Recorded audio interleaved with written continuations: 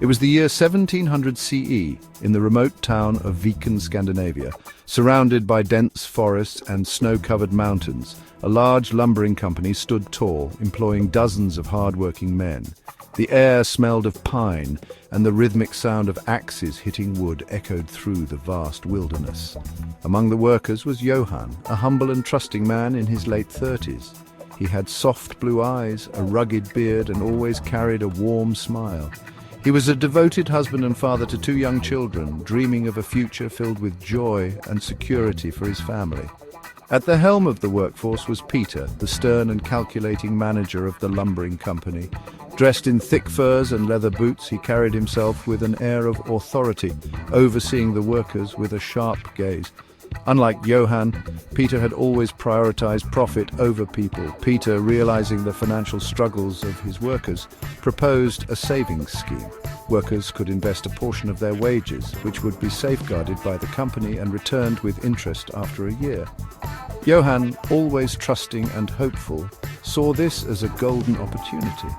He imagined the gifts he would buy for his family: a woolen cloak for his wife, a wooden horse for his son, and warm mittens for his daughter. He eagerly agreed, contributing half of his earnings each month. Months passed and the seasons changed. The harsh Scandinavian winter made work difficult, but Johan remained hopeful, knowing his savings were safe. Then, tragedy struck. His wife suffered a miscarriage and her health deteriorated.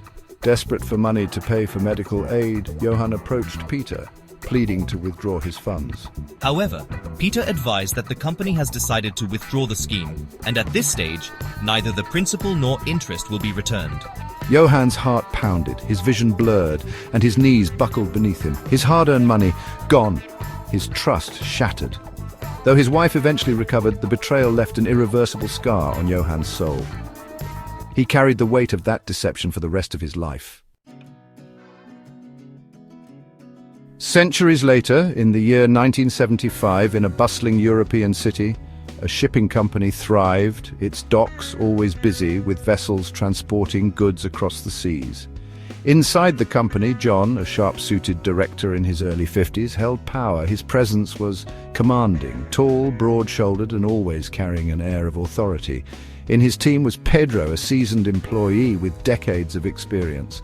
With silver-streaked hair and piercing brown eyes, he was known for his ambition. It was the time of appraisals, a season of both hope and anxiety. The company had decided only those rated as 1, 2, or 3 would receive substantial bonuses, while those rated as 4 would be asked to leave. Pedro, confident in his work, eagerly awaited his evaluation. But John, sensing an opportunity, delayed his appraisal. Days passed. Then, on the final day of the appraisal cycle, John called Pedro into his dimly lit office. Pedro, your performance has been underwhelming.